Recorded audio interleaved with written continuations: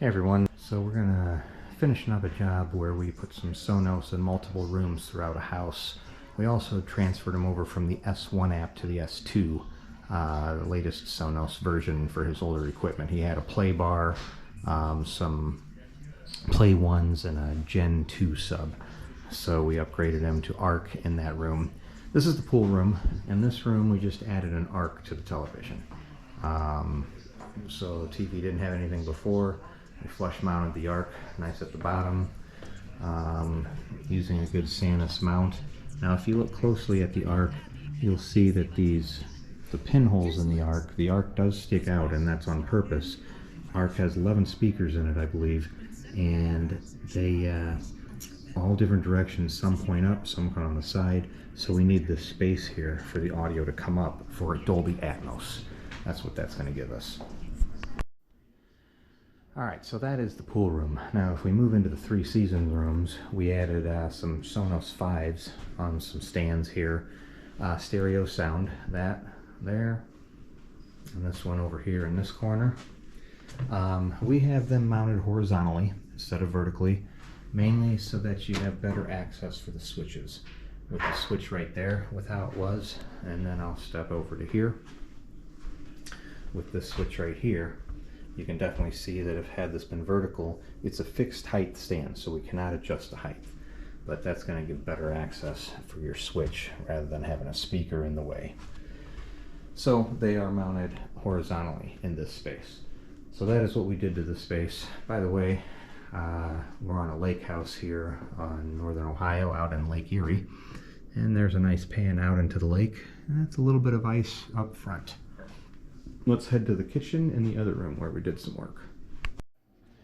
Alright, we're in the kitchen. We added a ARC. In this room also, this is a Samsung with the Connect One box. So the ARC is connected via ARC. He did put his pictures in front. That's fine in this particular case. We do have it EQ'd for the room and the space. We did that in all the spaces. But there's our Samsung. We have our ARC here, and this does have a Gen 3 sub. Moving into their main living room, this was where again that they initially had their play bar and the Gen 2 sub.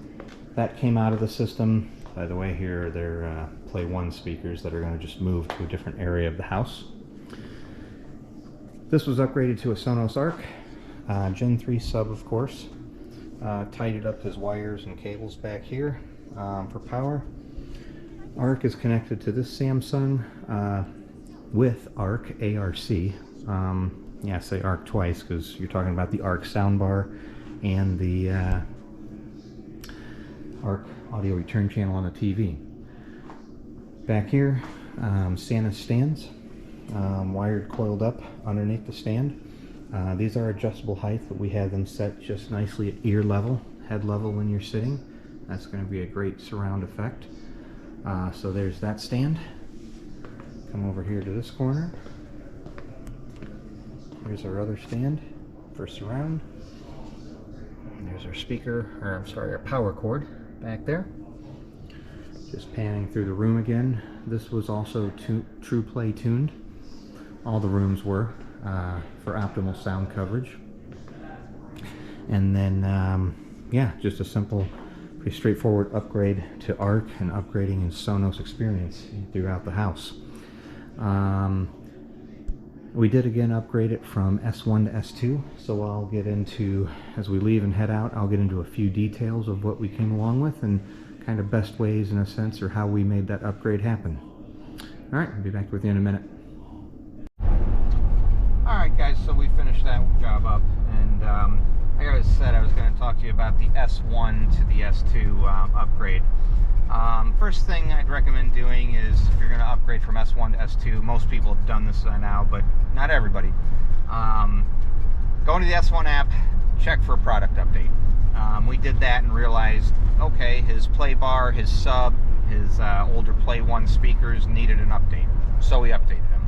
Step 1, that's what we did. Step 2, check for compatibility upgrade. It said, hey, these are all upgraded to go to a new system, to go to the new S2 app. So we did that. As we went along with that, though, a couple things happened.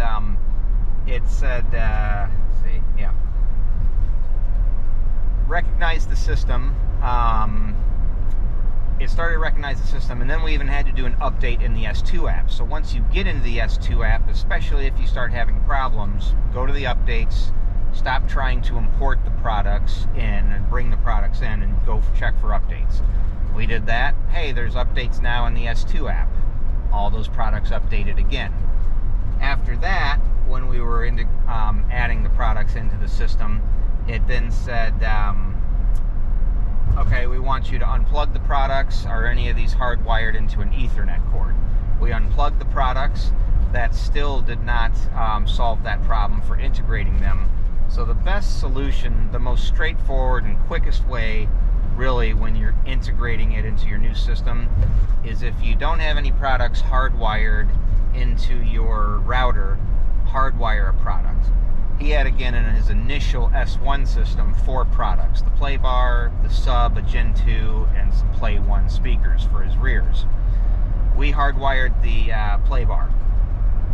Yeah, I guess you could hardwire others, but since the play bar is really the controller of that whole room, and the sub and the 2 rears, and a surround mode, it's the controller, I'd say let's hardwire the play bar sound bar. So we did that. We said, yep, this is hardwired. It said, okay, I'm going to import. Boom, system was in, everything checked out. So by hardwiring your product, that saved a lot of steps and troubles or error codes. So that's what I would suggest, especially if you do run into going S1 to S2, hardwire a product in. Preferably the play bar, and not the maybe a Play 1 or a 1SL, 1 whatever, or sub. Hardwire those products into the router. So that's going to conclude this video. Just some information again on upgrading S1 to S2, and this basically upgrade for his house. Throw any comments down below, and we will see you on the next one.